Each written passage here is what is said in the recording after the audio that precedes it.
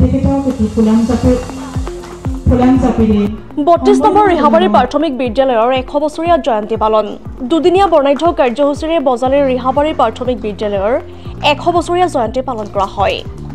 গছপুলি ৰোপণ স্মৃতিগ্ৰন্থ উন্মোচন সাংস্কৃতিক সন্ধিয়া আদি বিভিন্ন কাৰ্যসূচীৰে পালন কৰে 100 বছৰীয়া জয়ন্তী।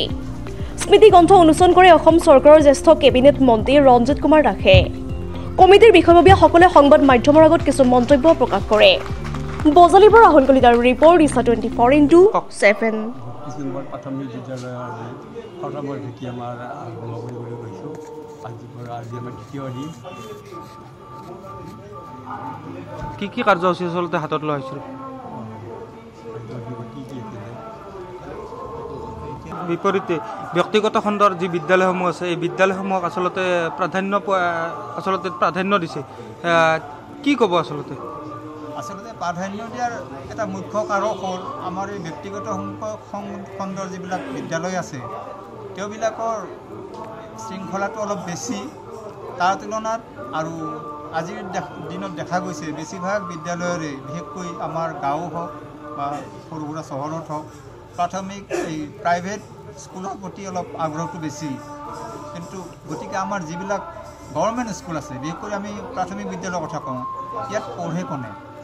বিশেষকৈ আমাৰ যিবিলাক দিন মজুৰি কৰা বা সৰু সুৰা কাম কৰি চলা সেই মানুহবিলাকৰ ল'ৰা ছোৱালীবিলাক আহে।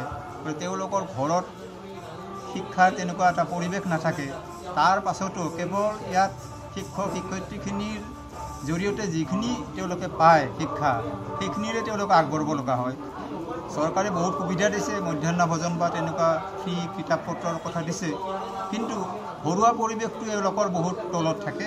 সেই এটা কাৰণ প্ৰাইভেট বিদ্যালয় আৰু এই চৰকাৰী বিদ্যালয়ৰ মাজৰ যিটো গেপ এটা হৈছে মই ভাবোঁ সেই এটা মুখ্য কাৰণ। আমি দুদিনীয়াকৈ পালন কৰিবলৈ গৈছোঁ।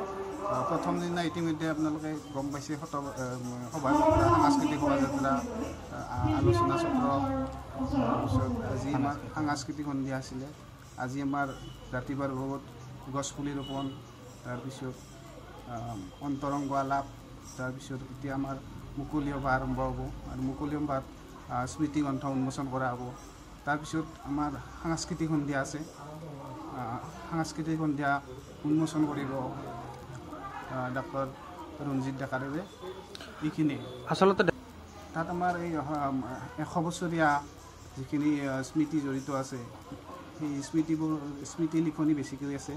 তাৰ লগতে আছে কিছুমান কবিতা আছে আৰু কিছুমান শিক্ষামূলক প্ৰবন্ধ লিখা হৈছে।